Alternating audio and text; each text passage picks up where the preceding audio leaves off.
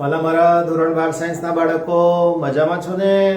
હે ઓકે, ધીમે ધીમે ધીમે ચેપ્ટર નંબર 6 પૂર્ણાહુતિ તરફ લઈ જઈ રહ્યા છે. તો 6.3 સુધી આપણે દાખલા ગણી લીધા છે ને. 6.3 કમ્પ્લીટેડ વાલા બચ્ચાઓ. તો 6.4 ની સાથે વાત કરવાની હે ને. તો ક્વેશ્ચન નંબર 6.4 રાઈટ. શું છે દાખલાની રકમમાં?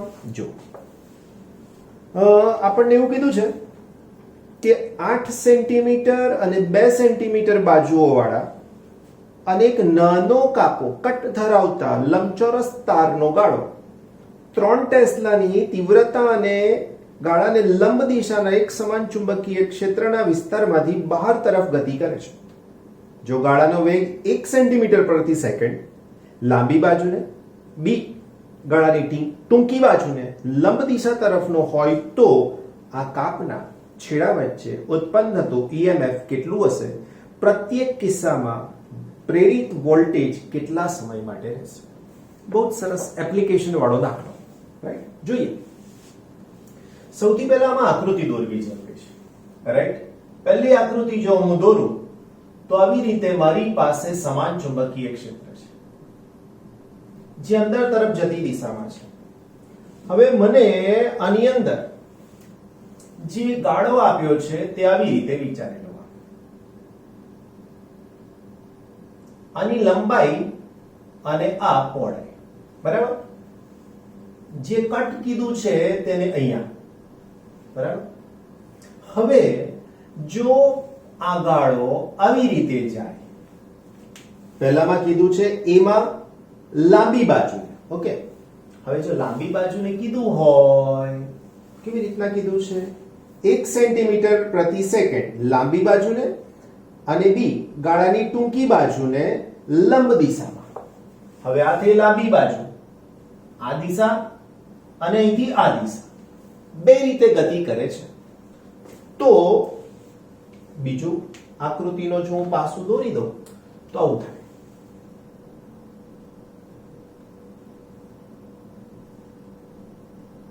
આકૃતિ એકલી જ અગત્યની છે વાલા, પછી તો તમને આવડે જ છે દાખલો.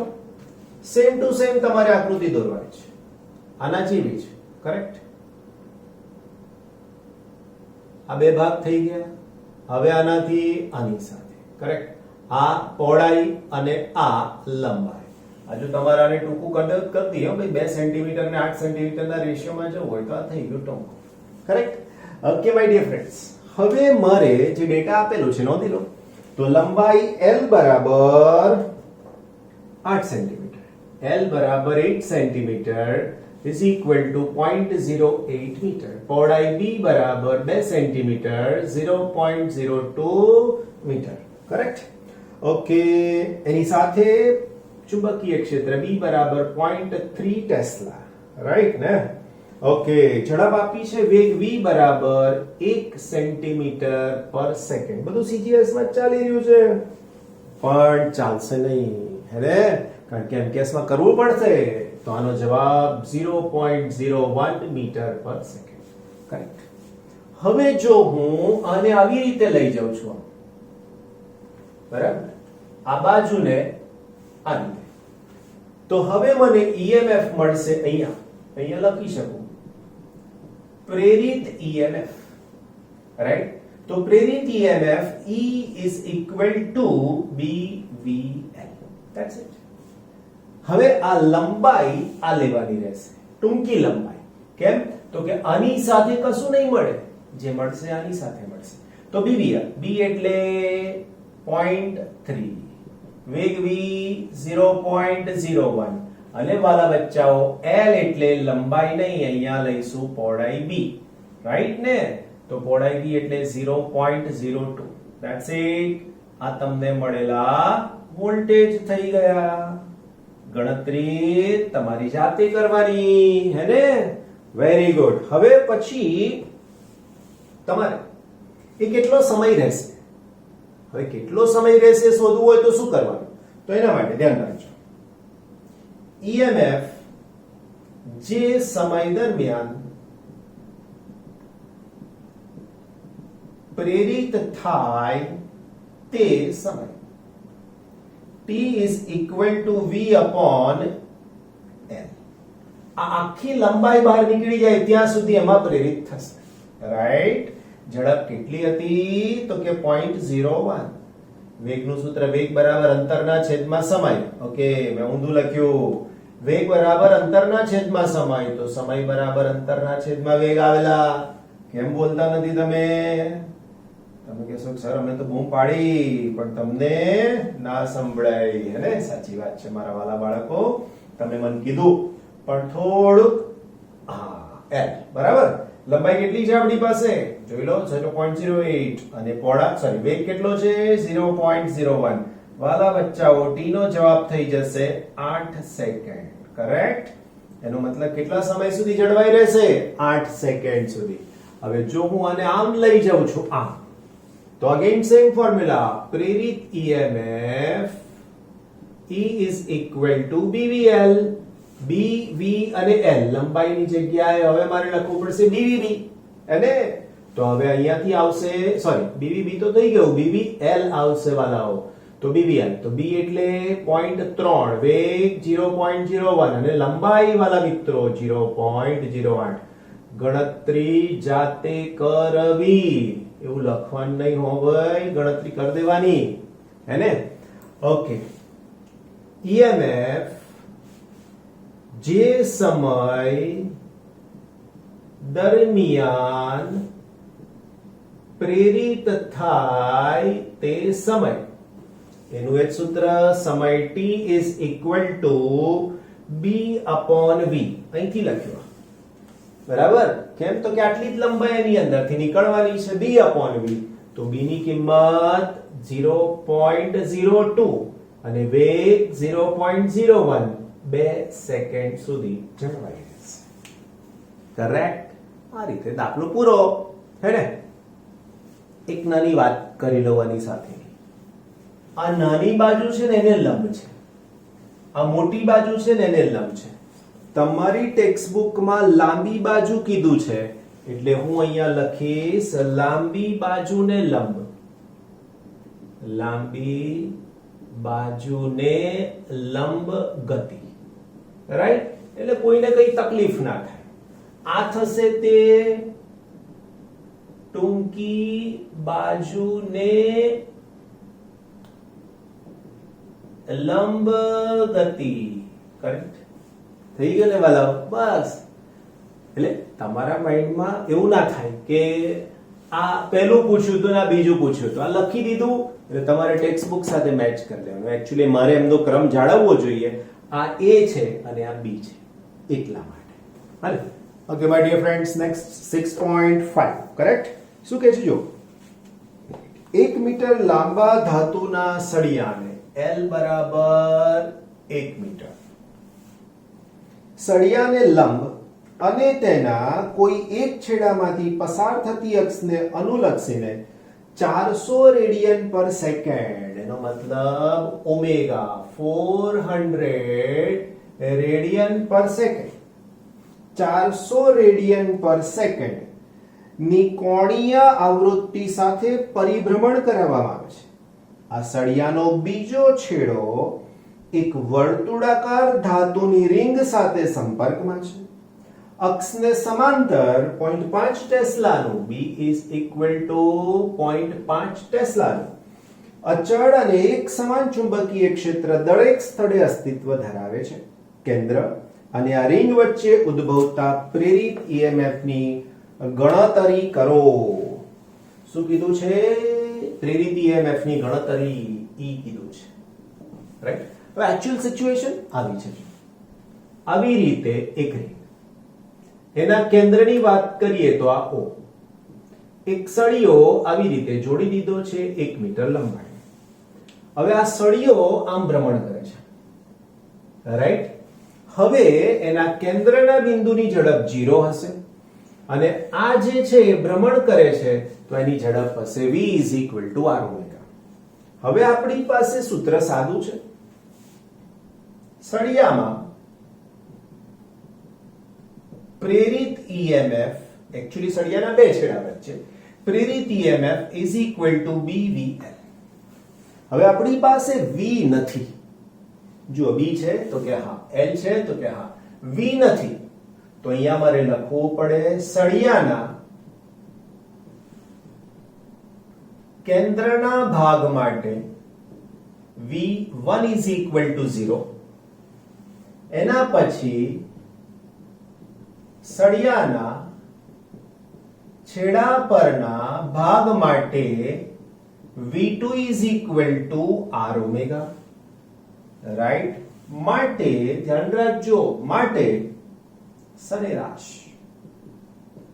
V is equal to V1 plus V2 divided by 2, 0 plus V2, 0 plus R omega by 2 is equal to R omega by 2. Correct? હવે આની સાથે હું લઈ લઉં તો B, V ની જગ્યાએ R omega by 2 into L.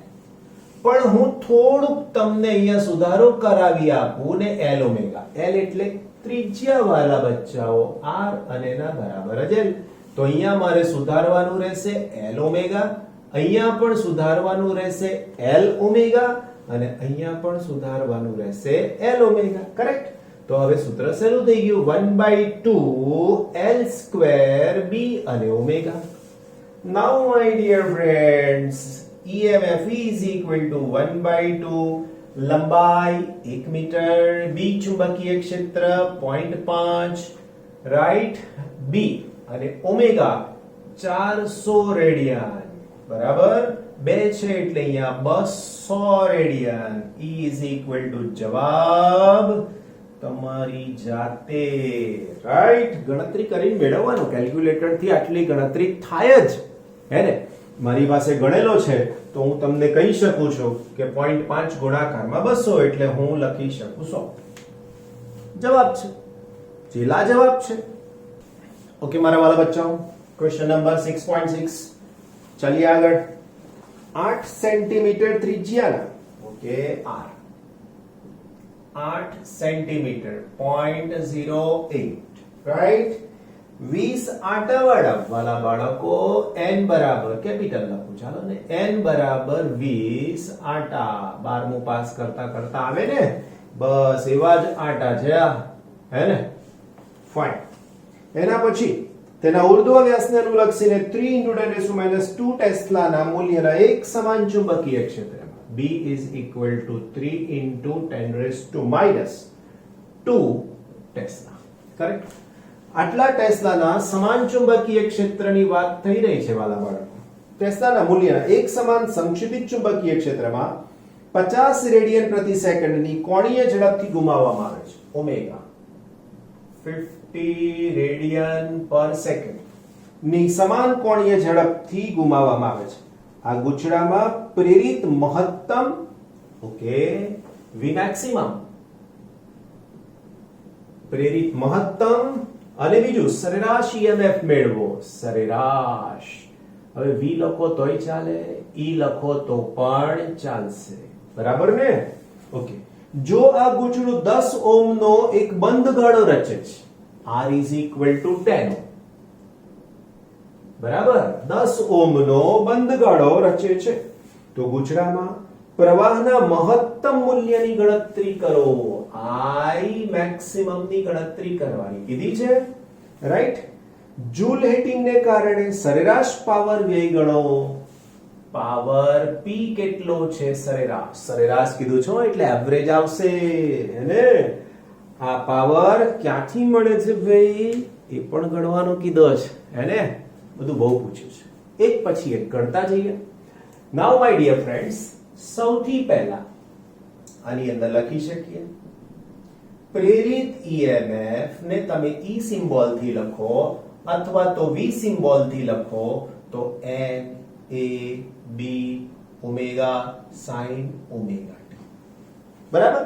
હવે જોજો સમીકરણ નંબર 1, V મેક્સિમમ થવા માટે sin omega t is equal to 1 થવું જોઈએ, રાઈટ?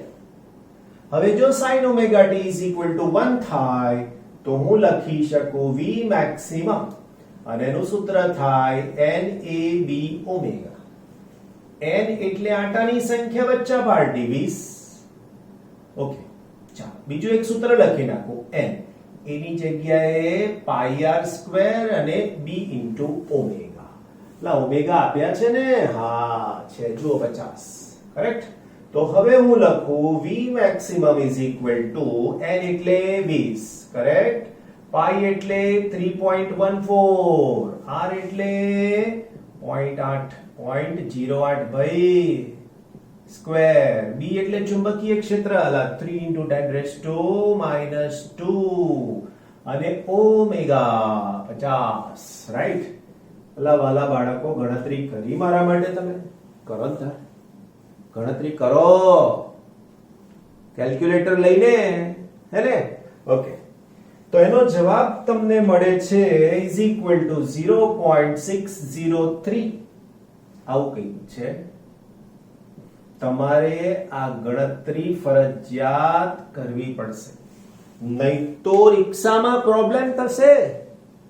પરીક્ષામાં ડાયરેક્ટ લખી નાખ્યું, ચાલો અહીંથી આમ જોઈએ. પરીક્ષામાં ગણતરી કરવી પડશે, જવાબ નહીં આવે સીધે સીધો આ, એવું ધ્યાન રાખજો.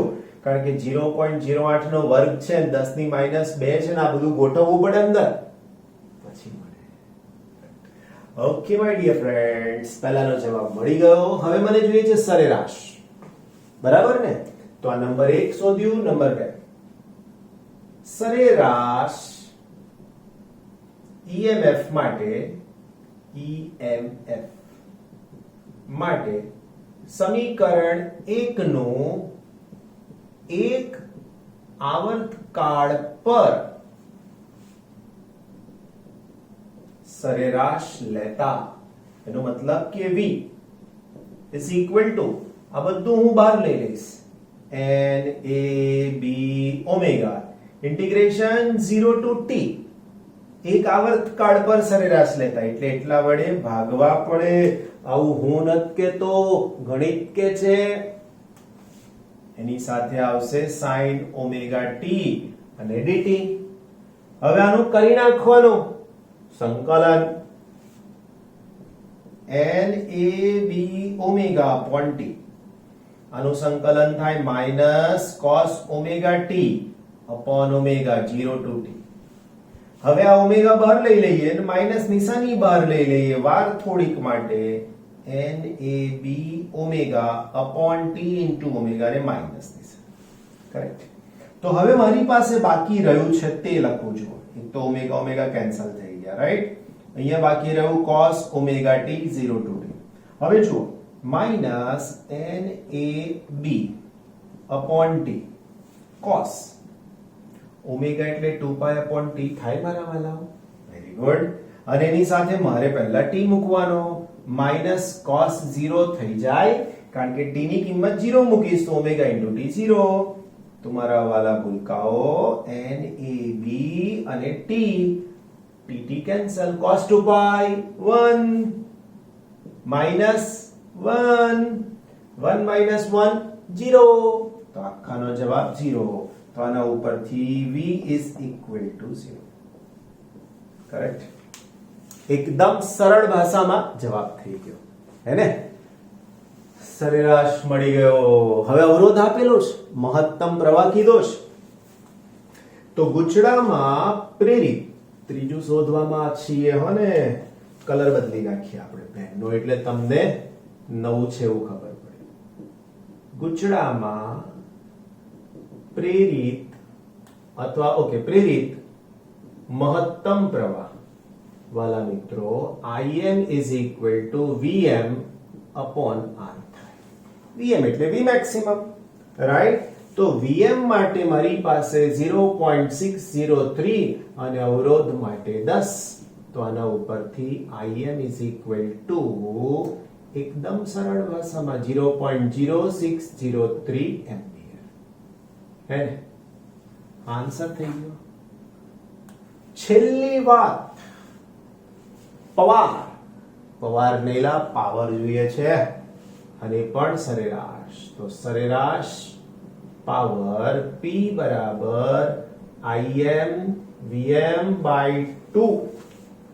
આવું કેમ થયું?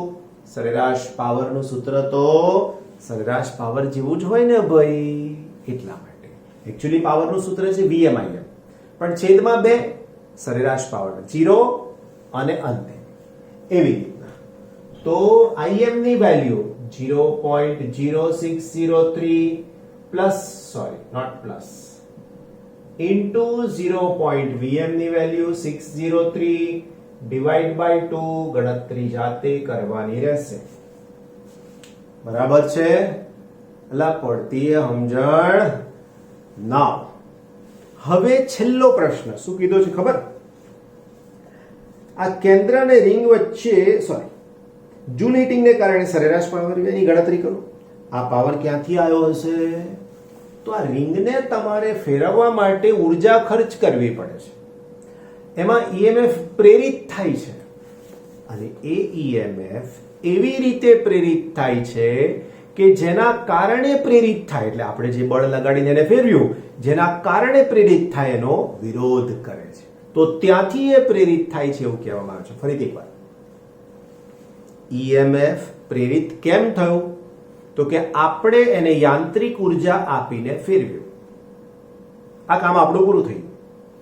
હવે આપણે આપેલી ઉર્જાનો એણે શું કર્યું? તો કે EMF ને પ્રેરિત કરવામાં મદદ કરી. પણ એ કેવી રીતે મદદ કરી?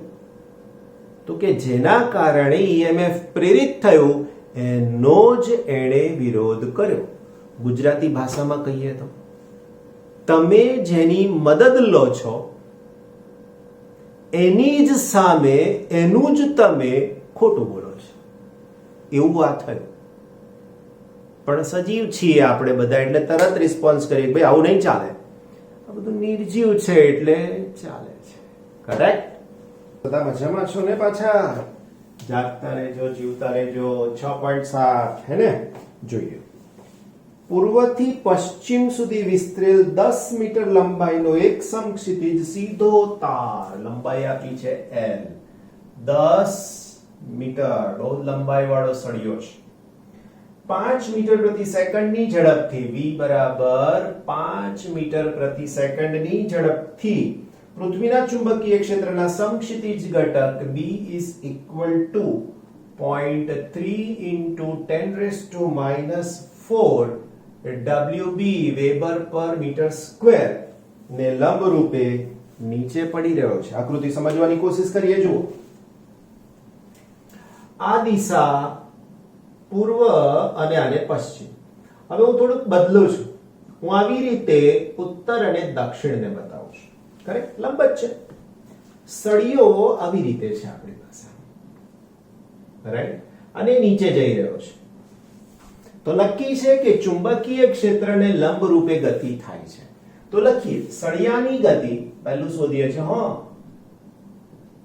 સળિયાની ગતિ ચુંબકીય ક્ષેત્રને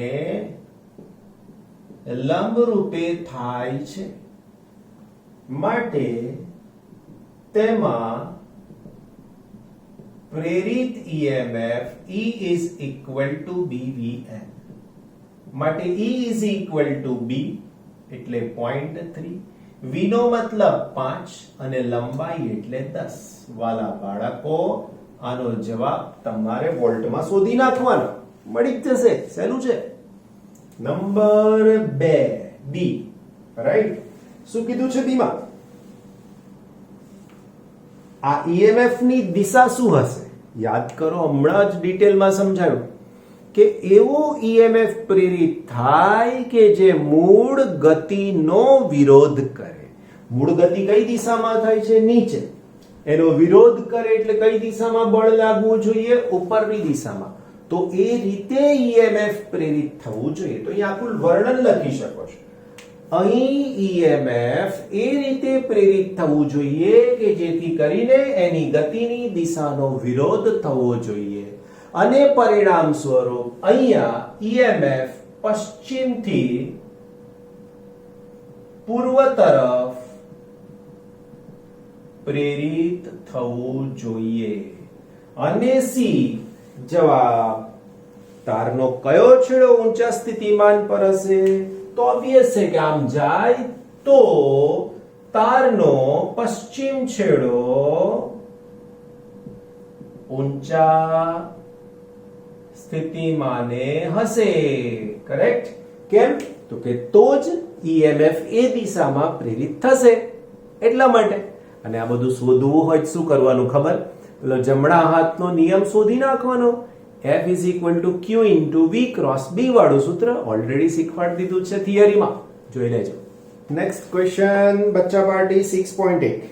એક પરિપથમાં 0.1 સેકન્ડમાં ડેલ્ટા ટી લખીશ અથવા ટી લખીશ, બરાબર? 0.1 સેકન્ડમાં વિદ્યુત પ્રવાહમાં 5 એમ્પિયર થી 0 એમ્પિયર નો ઘટાડો થાય છે. ડેલ્ટા I 5 ઓછા 0 બરાબર 5 એમ્પિયર નો ઘટાડો થાય છે. 200 વોલ્ટ સરેરાશ EMF પ્રેરિત થાય છે. તો E બરાબર 200 વોલ્ટ. તો આ પરિપથનું આત્મપ્રેરકત્વ શોધો. L બરાબર what is એ શોધવાનું છે. તો અહીંયા લખી શકીએ સોલેનોઇડ અથવા તો કોઇલ અથવા તો ગુચડામાં પ્રેરિત EMF આત્મપ્રેરિત EMF માટે સૂત્ર છે E is equal to -L into di ની જગ્યાએ delta I by delta t minus નિકાલ દો. L જોઈએ છે ને, તો L is equal to E upon delta I by delta t. E ની કિંમત 200, delta I 5, સમય ઉપર જશે 0.1. ભલા બહુ સહેલું થઈ ગયું. જુઓ ને 20/5 તો અહીંયા 4 henry, right? That is final. કેવા સરસ મજાના નાના દાખલા છે. આવા 3 માર્ક્સમાં ના પૂછાય. ચિંતા નહીં કરવાની, 2 માર્ક્સમાં પણ ના પૂછાય, હે ને? આ બધા 1 માર્ક્સના MCQ છે.